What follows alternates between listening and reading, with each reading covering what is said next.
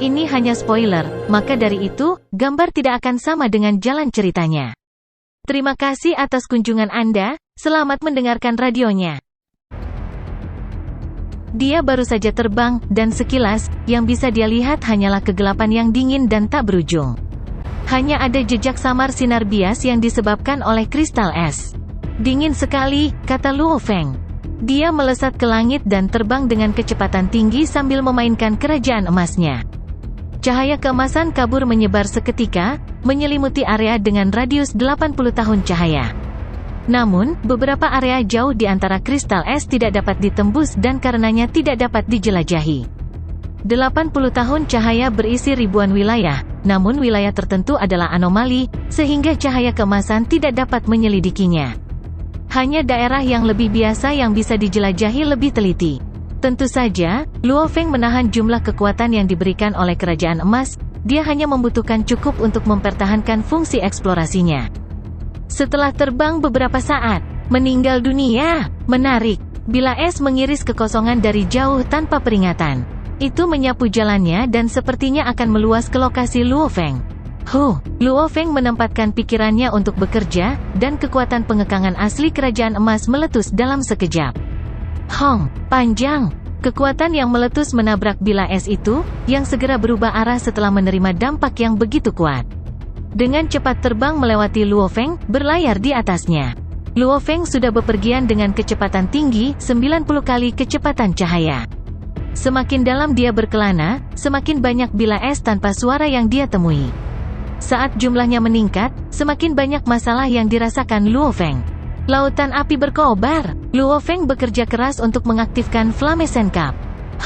Panjang. Api emas yang menyilaukan menyebar seketika, tetapi kekuatan Blazing Flames Ocean jauh dari kekuatan kerajaan emas. Bahkan sebagai suplemen, itu tidak membawa banyak perbaikan dalam situasi Luo Feng. Bilah es yang tak terhitung jumlahnya mengiris di sepanjang langit, bertabrakan satu sama lain, pecah menjadi bilah es kecil yang tak terhitung jumlahnya dan menyapu langsung ke sekitar Luo Feng. Bahkan jika Blazing Flame Ocean dan Golden Kingdom bergabung, yang paling bisa mereka lakukan adalah menyebabkan paket padat bilah es yang tak terhitung jumlahnya ini menghadapi sedikit perubahan arah. Area yang dicakup terlalu luas, sehingga bahkan sedikit perubahan arah masih akan mempengaruhi Luo Feng. Luo Feng mengerutkan kening saat dia memusatkan pikirannya untuk bekerja. Api berkobar, bentuk pedangku. Kekuatan inti dari api tak berujung berkumpul dengan cepat. Dalam sekejap mata, semuanya telah menyatu menjadi bilah emas sepanjang 100 juta kilometer. Pedang emas itu dikelilingi oleh api yang menyala-nyala.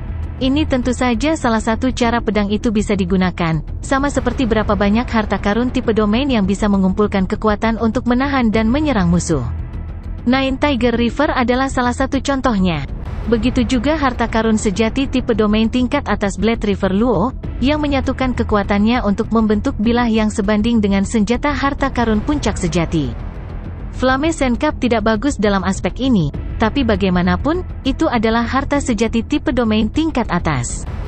Jadi, ketika kekuatannya menyatu, itu masih bisa membentuk senjata berkualitas tinggi dengan kekuatan harta sejati tingkat atas. Merusak. Luo Feng mulai memanipulasi pedang emas menyala yang panjangnya 100 juta kilometer sambil mengeksekusi teknik pamungkasnya Golden Light. Dia memanipulasi pedang raksasa ini dengan kekuatan dewanya, yang dikendalikan oleh kemauan dan kesadarannya yang kuat.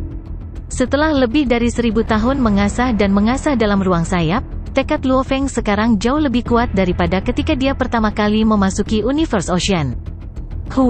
Cepat seperti kilat, sinar bilah emas yang indah terbentuk dengan pemberdayaan penuh kerajaan emas. Itu pasti sebanding dengan serangan dari Master Alam Semesta tingkat atas. Sinar bilah raksasa itu meretas ke tengah lautan bilah es yang tak terhitung jumlahnya di mana guncangan hebat menyebabkan bilah di tengahnya hancur. Banyak bilah es di wilayah ledakan bertabrakan satu sama lain dan pecah menjadi pecahan yang lebih kecil. Setelah itu, mereka dilemparkan ke arah yang acak. Inti dari seluruh badai es ini, muncul rongga besar sekitar 10 juta kilometer. Luo Feng melewati lubang ini, dan dalam sekejap, dia berhasil melewati daerah ledakan. Ini hanya wilayah pertama di rute saya, bisik Luo Feng, dan itu membentang dalam rentang 2100 tahun cahaya. Satu-satunya masalah adalah bilah es. Semakin dekat saya ke inti, semakin banyak bilah es yang ada. Setiap bilah es sebanding dengan serangan kekuatan penuh oleh Master Alam Semesta biasa. Jika saya dikelilingi dan diserang oleh sejumlah besar bilah es, saya pasti akan berada dalam bahaya mengalami cedera berat. Namun, ini bahkan tidak dianggap sebagai tanah yang berbahaya. Petik 2. Ada 892 tanah yang sangat berbahaya di rutenya. Berdasarkan kategorisasi sederhana dari normal, berbahaya, dan sangat berbahaya, dia baru saja memasuki wilayah yang dianggap normal. Pertama, kekuatan alaminya tidak cukup mengintimidasi. Kedua, Luo Feng dapat menyelidiki wilayah ini untuk memahami situasi di dalamnya dan dapat berteleportasi untuk menghindari kemungkinan bahaya. Setelah terbang selama 3 hari untuk pengalaman singkat, Luo Feng mulai maju dengan efisiensi tinggi. Tian Lei Fan Ho, di mana dia bisa berteleportasi, dia akan melakukannya. Jika ada kebutuhan untuk menggunakan bilah apinya yang menyala-nyala dalam jarak yang sangat jauh untuk membuat jalan untuk maju, dia akan melakukannya. Bahkan ketika dia membutuhkan Star Tower untuk mengatasi situasi bermasalah, dia akan melakukannya. Perjalanannya penuh dengan bahaya. Di dalam ring dunia Luo Feng, tubuh Golden Hornet Beast-nya terus-menerus berjaga di dalam Star Tower. Bahkan jika Luo Feng tiba-tiba menghadapi bahaya dan tubuh penduduk asli langsung dimusnahkan, setidaknya binatang bertanduk emas yang bersembunyi di dalam menara bintang akan mampu melewati situasi berbahaya dan dengan demikian dapat merebut kembali harta sejati Luo Feng seperti siwu miliknya. Sayap. Dalam sekejap mata, 21 tahun telah berlalu. Selama 21 tahun itu, Luo Feng menganggap dirinya telah mengalami betapa menakutkannya domain internal sebenarnya. Membandingkannya dengan beberapa daerah yang sangat menakutkan dan berbahaya, daerah pisau es di pintu masuk ke domain internal seperti zona liburan. Berbagai tanah berbahaya sesudahnya tidak dapat dihindari. Teknik seperti Golden Kingdom dan Blazing Flames Blade terbukti tidak berguna ketika dia mencoba menggunakannya untuk menyelamatkan dirinya sendiri. Dia terpaksa menggunakan Star Tower, yang dia lakukan, dalam lebih dari beberapa lusin kesempatan untuk membela diri dari bahaya yang menakutkan. Berkeliaran tentang domain internal, memiliki harta karun istana yang sebenarnya adalah suatu keharusan, pikir Luo Feng. Bahkan sampai harta karun sejati tipe istana tingkat atas. Ketika sampai pada harta sejati tipe istana tingkat atas, bahkan penguasa tertinggi alam semesta tidak akan dapat menyebabkan kerusakan pada mereka. Harta karun sejati tipe istana pada level ini cukup kokoh untuk melewati berbagai jenis bahaya. Hua, hua, hua. Tali hijau giok besar terlihat terbang keluar dari lautan hitam tak berujung menuju Luo Feng. Lautan hitam ini adalah daerah mimpi buruk, tapi Luo Feng sangat nyaman. Mengandalkan kerajaan emas, dia dapat secara akurat menemukan tempat aman tertentu dan langsung berteleportasi saat dibutuhkan. Di dalam samudra hitam ini, dia telah berteleportasi berulang kali seperti kilatan petir, terkadang bergantung pada kerajaan emas untuk menekan tali besar itu. Di perbatasan Samudra Hitam adalah tanah yang luas, hitam, dan berbatu. Langit di atas tanah ini dipenuhi dengan lava cair. Lautan lava yang tersuspensi ini sering kali jatuh. Pada saat yang sama, sejumlah besar batu aneh, besar, dan menyala-nyala akan menghujani lautan lava dan menabrak tanah di bawahnya. Zona Samudra Hitam di depan sangat mudah. Tapi hari-hari santai seperti itu sulit didapat. Tanah di bawahnya adalah masalah yang sebenarnya. Luo Feng berdiri di tepi tanah berbatu hitam yang luas, lalu mengangkat kepalanya untuk melihat lautan lava tak berujung yang tergantung tinggi di atas. Wilayah ini dinamai Lembah Penghancur Dewa. Sepanjang rute yang telah dia pilih, ada 892 tanah yang sangat berbahaya. Tingkat bahaya mereka dinilai di dekat bagian atas, dan tingkat bahaya lembah ini cukup untuk digolongkan di antara 3 besar. Lembah Penghancur Dewa dibagi menjadi 2 bagian. Bagian atas terdiri dari lautan lava yang tak berujung, dan bagian bawah terdiri dari tanah yang luas, hitam, dan berbatu. Untuk menerobos, seseorang harus melanjutkan di antara keduanya. Seluruh perjalanan penuh dengan berbagai bahaya. Bahaya apapun itu, tidak terlalu penting bagi Luo Feng, karena dia percaya bahwa kerajaan emas, bila api berkobar, dan menara bintang digabungkan dapat melihatnya melalui bahaya apapun di sepanjang jalan. Namun, bagian paling menakutkan dari Lembah Penghancur Dewa tidak lain adalah Dewa Iblis Lava Cair. Dewa Iblis Lava Cair adalah sosok tinggi yang tingginya puluhan miliar kilometer. Seluruh tubuhnya terdiri dari bebatuan kokoh dan lava tak terbatas, dan memiliki 4 lengan raksasa. Itu memiliki 3 mata dan taring mengerikan mencuat dari mulutnya. Tingkat kecerdasannya sangat rendah. Bahkan mungkin dianggap tidak memiliki kecerdasan sama sekali. Tapi kekuatannya sangat menakutkan. Dewa Iblis Lava Cair hanya menggunakan tubuhnya yang besar itu. Dia bertarung dengan tinju dan kakinya. Tapi pukulan dan tendangannya sangat luar biasa. Ketika dia mulai bertarung dan menyerang, bahkan master tertinggi alam semesta yang memiliki harta sejati tertinggi harus tunduk pada keunggulannya dan mengakui kekalahan. Tubuhnya tidak mengalami kerusakan. Sampai hari itu, tidak ada yang bisa melukai Dewa Iblis Lava Cair. Setelah terlibat dalam pertempuran, bahkan master tertinggi alam semesta hampir tidak akan bisa melarikan diri darinya, dan penguasa alam semesta dan orang lain yang bertukar pukulan dengannya pasti akan dimusnahkan. Informasi yang ditinggalkan oleh Jie Fanzi dan umat manusia memberikan pengenalan tentang lembah penghancur dewa, di mana informasi Jie Fanzi lebih detail. Meskipun demikian, keduanya memiliki konsensus yang sama, tidak masalah siapa itu jika Dewa Iblis Lava Cair mendapatkan mereka. Jika pihak lain bukan penguasa tertinggi alam semesta, itu akan berakhir. Bahkan jika saya bersembunyi di dalam menara bintang, selama Dewa Iblis Lava Cair memegang saya, tidak peduli bagaimana menara bintang mencoba untuk terbang, itu tidak akan bisa terbang, pikir Luo Feng. Star Tower akan jatuh ke dalam kesulitan abadi, dan sejarah telah memberikan bukti bahwa bahkan untuk makhluk besar yang bersembunyi di istana puncak harta sejati, setelah ditangkap, akan segera dimusnahkan. Luo Feng menghela nafas dalam hati. Bagaimana Dewa Iblis Lava Cair dilahirkan? Tidak ada yang tahu. Banyak makhluk hebat bahkan telah menebak bahwa Dewa Iblis Lava Cair mungkin terbentuk dari mayat kelompok awal pengguna perahu semesta. Apakah ini sebabnya, tidak peduli berapa banyak master alam semesta yang diserang, itu tidak sedikit pun rusak? Namun, semuanya murni spekulatif. Satu-satunya fakta konkret adalah bahwa Dewa Iblis Lava Cair praktis tidak berakal tetapi sangat kuat. Untungnya, itu sangat teritorial, jadi itu tidak akan pernah meninggalkan lembah penghancur dewa. Di dalam lembah penghancur dewa, ada total 9 Dewa Iblis Lava Cair. Dewa Iblis Lava Cair memiliki ketinggian puluhan miliar kilometer, pikir Luo Feng, dan refleksnya sangat cepat. Saat saya jatuh dalam jarak 10 miliar kilometer, Star Tower tidak akan bisa lagi melarikan diri. Bahkan pencipta kapak besar harus bersembunyi darinya. 9 Dewa Iblis Lava Cair. Saya harap saya cukup beruntung dan bisa bersembunyi dari mereka. Lembah penghancur dewa menempati area seluas puluhan ribu tahun cahaya. Ada bagian di mana ruang dan waktu tampak benar-benar membeku, bahkan tanpa jejak riak. Ada sangat sedikit wilayah yang memungkinkan teleportasi, dan ada banyak tempat yang tidak dapat diselidiki oleh cahaya emas. Maju. Luo Feng mengepakkan sayapnya, menimbulkan cahaya kemasan kabur yang menyebarkan sinarnya dalam radius 80 tahun cahaya. Setelah itu, dia terbang langsung ke lembah penghancur dewa. Suhu yang membakar membuat sedikit kerutan di wajah Luo Feng. Ini cukup untuk memusnahkan seorang ksatria alam semesta. Hua, hua, hua.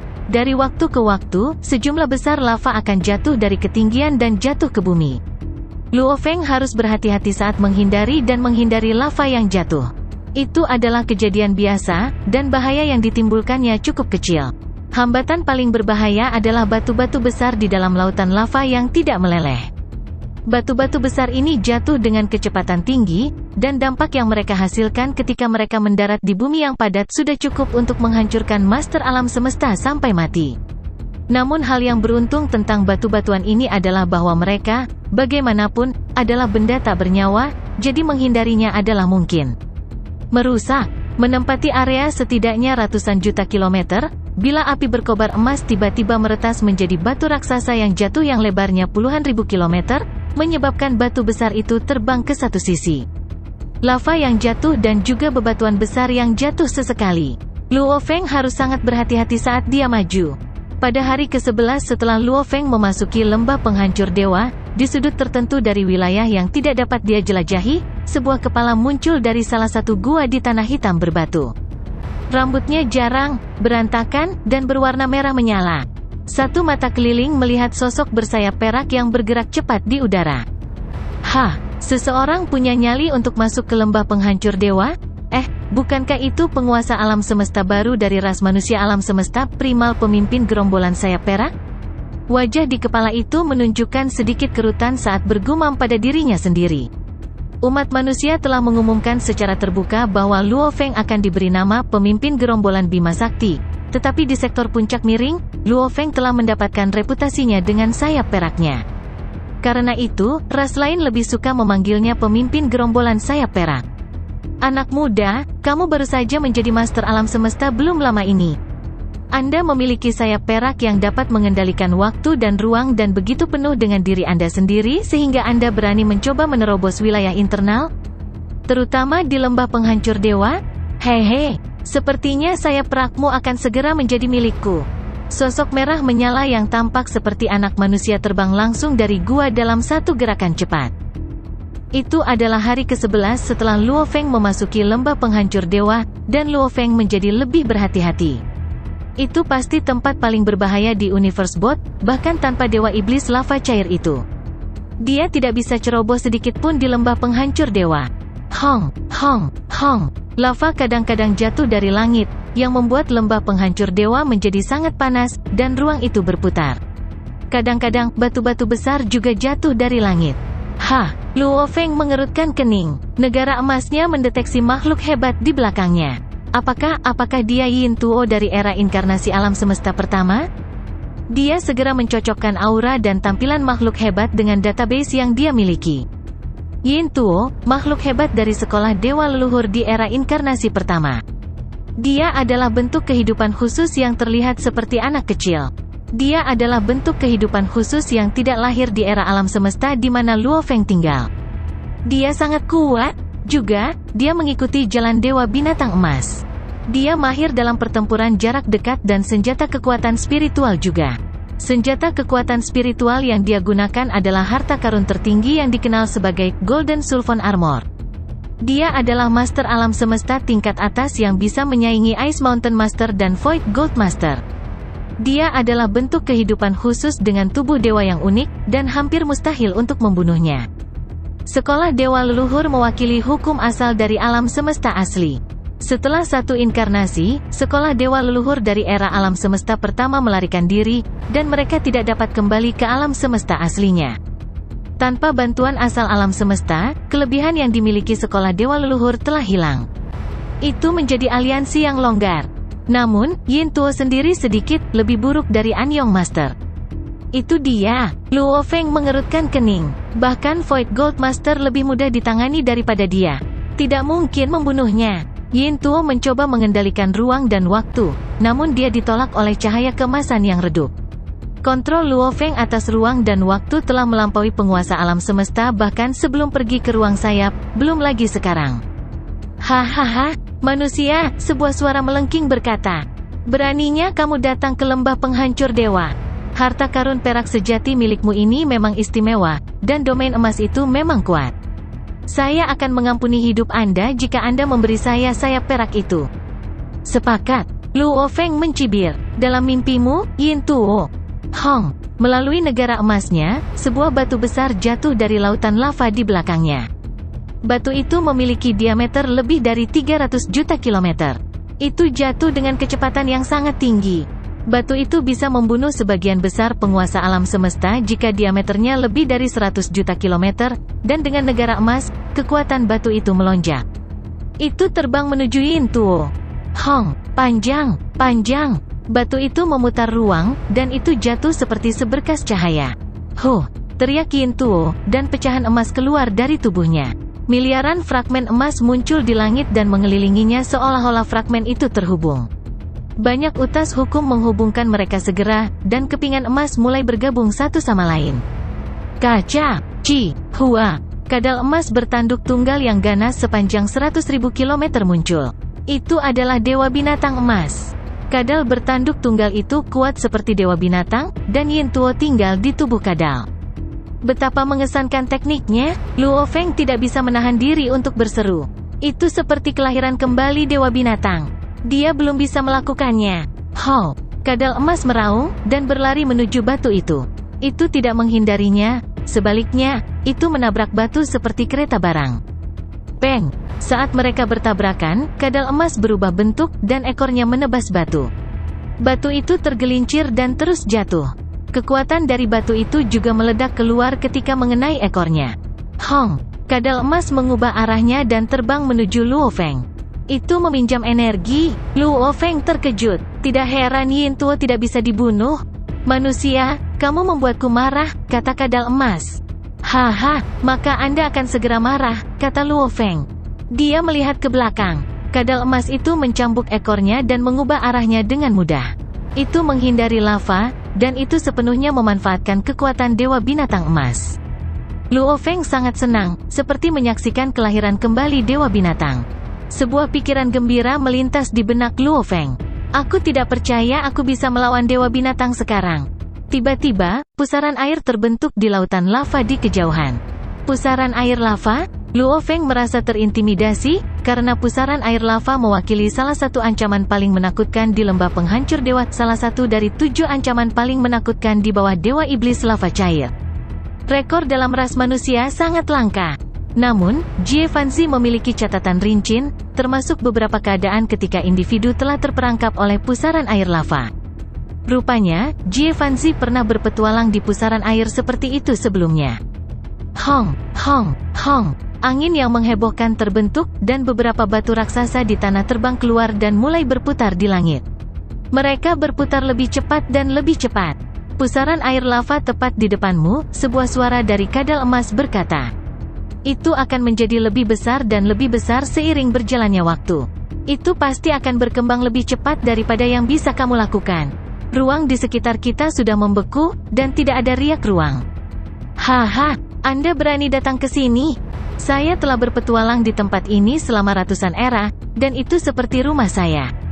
Anda berani melawan saya di sini? Haha, seperti rumahmu, kata Luo Feng. Apakah kamu pikir Dewa Iblis Lava Cair akan menunjukkan belas kasihan kepadamu? Luo Feng membuat kadal emas itu terdiam beberapa saat. Kamu tidak akan bisa bicara nanti. Pusaran air lava terus berputar, dan pusaran air terus bertambah besar. Itu mencapai Luo Feng secara instan. Hong, angin itu maha kuasa. Jika seseorang terjebak dalam angin itu seperti dipukul oleh Master Alam Semesta Dasar setiap 0,01 detik. Meskipun serangan dari Master Alam Semesta Dasar tidak sekuat itu, frekuensinya setidaknya bisa melukai Master Alam Semesta yang tidak memiliki kemampuan bertahan yang baik. Luo Feng mampu menahannya, tapi itu dengan tajam memperlambatnya. Hahaha, tawa kadal emas. Saya sudah berada di sini selama ratusan era. Manusia, kamu sudah mati. Petik 2. Kadal emas bergerak tertiup angin dan terus berputar. Pada saat yang sama, ekornya mencambuk, membuatnya mudah bergerak tertiup angin. Hua! Kadal emas itu terbang ke permukaan batu. Kaca! Kaca! Dia menjulurkan kakinya dan memasukkannya ke dalam batu. Kemudian dia memasukkan kekuatan dewanya ke dalamnya. Batu itu terbang menuju Luo Feng. Itu terbang dalam kurva dan ditekan oleh negara emas Luo Feng, tapi itu masih jauh lebih cepat daripada Luo Feng. Hong! Batu surgawi menjadi lebih cepat, dan tidak mungkin untuk memperlambatnya. Itu diberlari Luo Feng. Luo Feng menggoyangkan sayapnya dan terbang menuju batu lain. Dia mendarat di atas batu dengan diameter 300 juta kilometer. Kamu tahu cara bersembunyi. Kadal emas mengendalikan batu itu. Luo Feng berada di atas batu yang sedikit lebih kecil. Hong! Hong! Itu miliaran kali lebih kuat dari Mars yang menghantam bumi. Hong! Hong! Hong!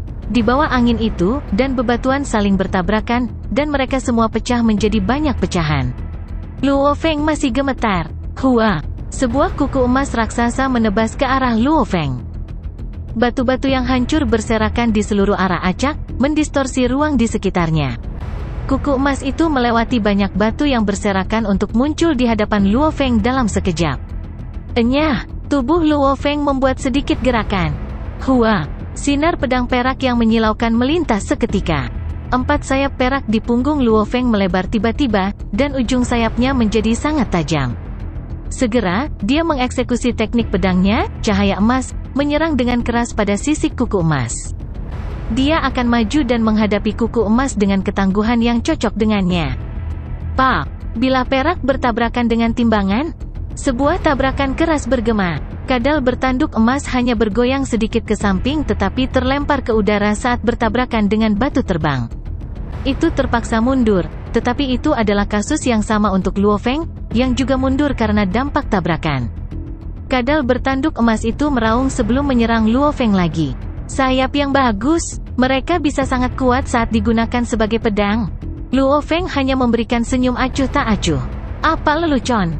Karena semangat Si Wu Wings-nya telah lahir, melalui potongan-potongan ingatan yang dimilikinya, Luo Feng telah mengetahui warna sebenarnya dari Si Wu Wings-nya. Meskipun mereka memiliki berbagai fungsi, fungsi yang paling penting adalah yang pernah digunakan untuk bertarung, itu seperti pedang pertempuran.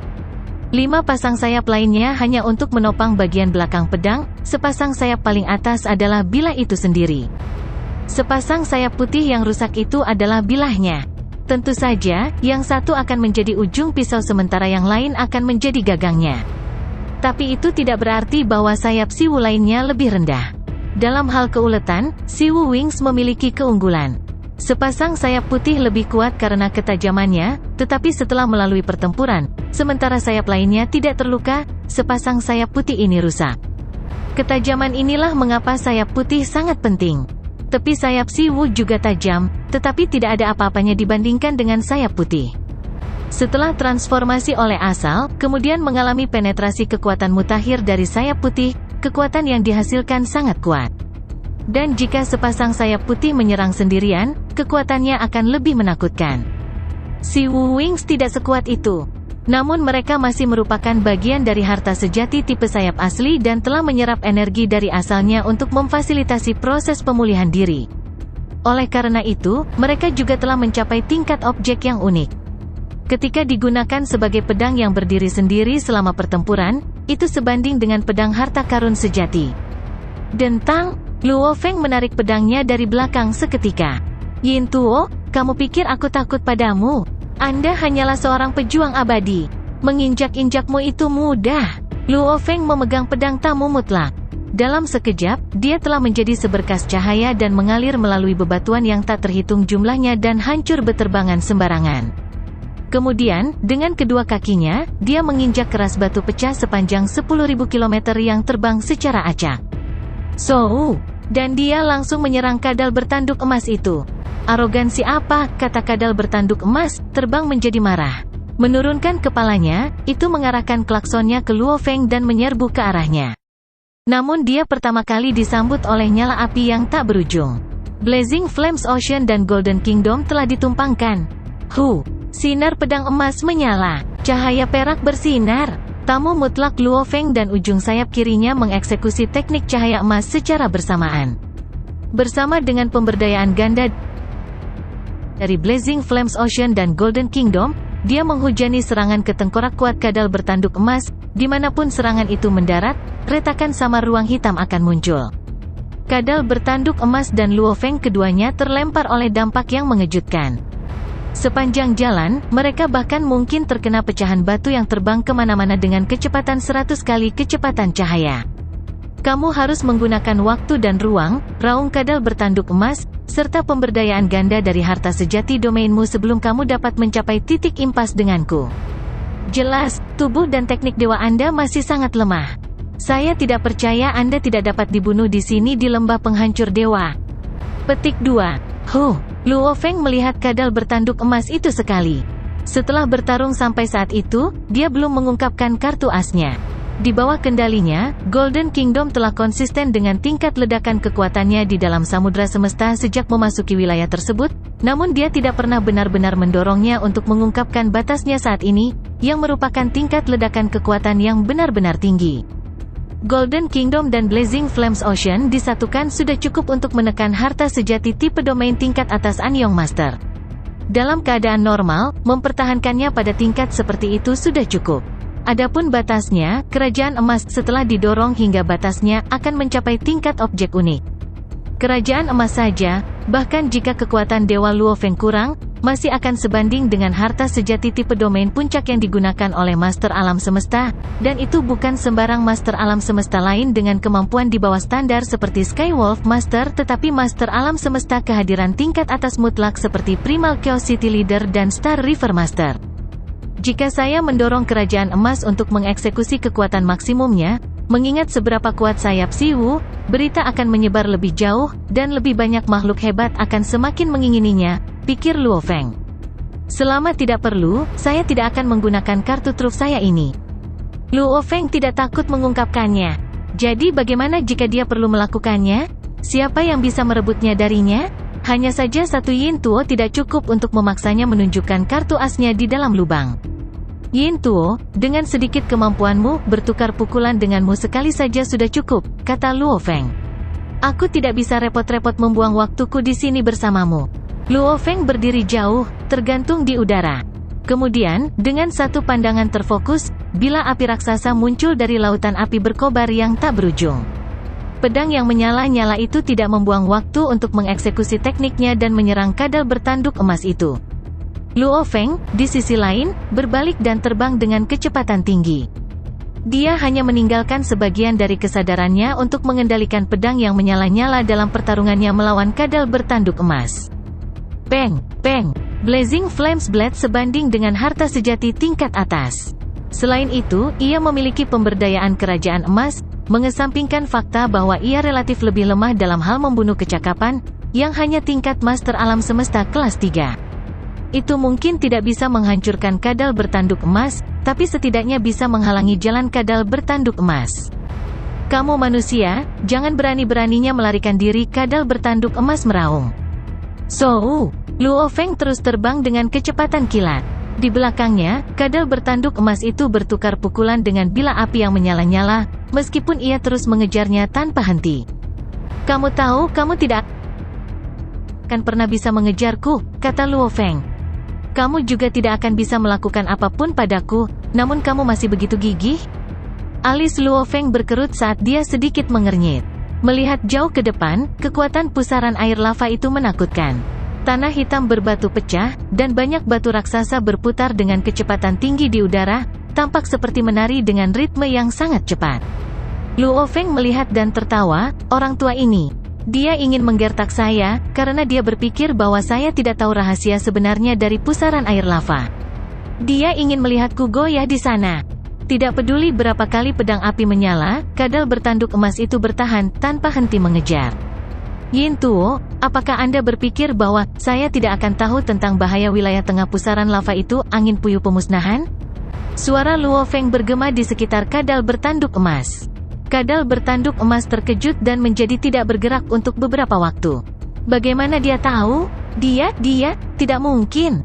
Angin puyuh pemusnahan itu tidak terlihat, dan itu adalah inti dari pusaran air lava, jadi menjelajahinya tidak mungkin. Makhluk besar biasa akan lari dan bersembunyi dari wilayah tengah laut lava ini. Mereka tidak akan sebodoh itu untuk mencoba menerobos inti. Informasi yang sangat rahasia, bahkan era reinkarnasi saat ini dari sekolah dewa leluhur saya baru mengetahuinya. Yin Tuo benar-benar terkejut. Awalnya, saya bermaksud untuk mengeksekusi teknik saya tepat pada saat dia membuat jalan memutar tentang wilayah inti pusat, maka saya akan merangsang inti angin puyuh pemusnahan dan membiarkannya menyebarkan pengaruhnya padanya. Tubuh dewa saya sangat besar dengan hadiah yang unik, dan saya hampir tidak bisa menghindari angin puyuh pemusnahan itu. Sebagian besar penguasa alam semesta, begitu mereka jatuh ke dalam angin puyuh pemusnahan itu, akan langsung dicekik hingga dimusnahkan. Tidak ada jalan keluar sama sekali. Namun dia, karena Luo Feng tahu, tentu saja dia tidak akan jatuh cinta pada taktik Yin Tuo. Selain itu, Luo Feng mengendalikan domain, tidak ada kesempatan bagi Yin Tuo untuk mengeksekusi tekniknya untuk merangsang angin puyuh pemusnahan. Bagaimana dia tahu? Ini. Bahkan di antara berbagai tokoh kekuatan top dari era reinkarnasi kedua, sangat sedikit yang mengetahuinya. Dan tokoh-tokoh kekuatan teratas dari alam semesta primal tidak benar-benar menjelajahi banyak dari 3 negeri paling berbahaya. Informasi rahasia ini, bagaimana? Yin Tuo sangat marah dan marah. Sudah menjadi rahasia umum bahwa meskipun penguasa alam semesta akan bertarung satu sama lain, sulit untuk membunuh satu sama lain. Namun, dalam 3 negeri yang paling berbahaya, jika kemampuan bertahan hidup seseorang lebih kuat, dan jika dia lebih memahami tentang bahaya yang mengintai, dia dapat memanfaatkan bahaya yang menakutkan untuk mengatur kematian lawannya. Hahaha, Luo Feng sedang bermain bowling dengan tawa. Kemudian dia berubah menjadi seberkas cahaya dan terbang ke kejauhan.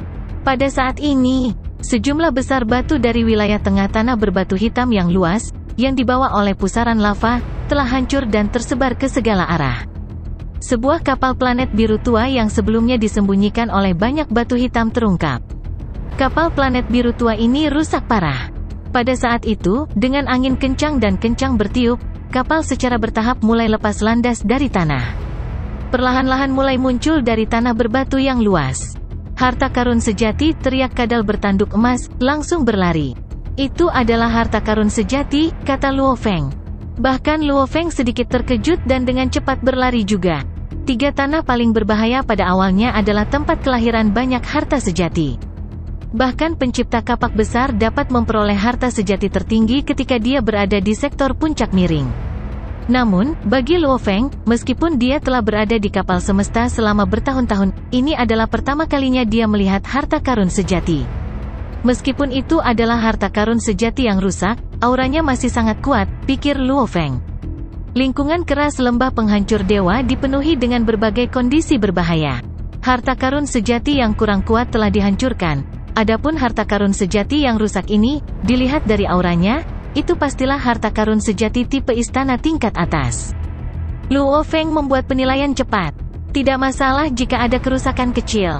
Guru tamu gunung duduk akan dapat memulihkan bagian yang rusak dengan mudah. Bahkan jika saya membiarkannya ditelan oleh sayap putih untuk membantunya memulihkan diri mereka di masa depan, itu juga bagus. Harta karun sejati biasa dan harta sejati senior tidak akan pernah bisa ada di lingkungan lembah penghancur dewa. Ini milikku, Yin Tuo meraung. Haha, kamu pikir itu milikmu hanya karena kamu berkata begitu? Luo Feng berkata sambil mencibir. Dia adalah yang paling dekat dengan wilayah inti, dan dia mengendalikan domain. Hua, saat toko planet raksasa berwarna biru tua telah digali, cahaya keemasan kabur dengan cepat mengikatnya dan mengirimnya terbang ke Luo Feng. Mengikuti dari dekat adalah jejak kekuatan ilahi yang dengan cepat menembus kapal planet biru tua. Yin Tuo melihat semua yang terjadi dan menggertakkan giginya karena marah. Bajingan, dia penuh dengan kebencian. Mengapa dia tinggal di lembah penghancur dewa begitu lama? Karena tempat ini adalah salah satu tanah paling berbahaya, dan semakin berbahaya suatu tanah, semakin kuat harta karun sejati yang akan muncul. Dia tidak cukup kuat untuk masuk ke wilayah inti, jadi dia telah tinggal di lembah penghancur dewa untuk waktu yang lama, menunggu kesempatannya. Dia juga sadar bahwa begitu pusaran air lava mendatangkan malapetaka di dalam lembah penghancur dewa, harta karun sejati akan muncul, tetapi dia tidak menyangka itu akan begitu kebetulan untuk dilahirkan pada saat ini. Hahaha, harta karun sejati tipe terbang tingkat atas, kata Luo Feng. Meskipun rusak, itu masih cukup bermanfaat. Kejutan yang tidak disengaja. Yin Tuo ini pastilah bintang keberuntunganku. Luo Feng memanipulasi kapal planet biru tua, membawanya ke dirinya sendiri. Di sisi lain pusaran air lava, 2 sosok lain tiba-tiba keluar dari gua yang dalam, berubah menjadi 2 garis cahaya, dan dengan cepat terbang menuju pusaran air lava. Mereka adalah pasangan dari klan mata ilahi.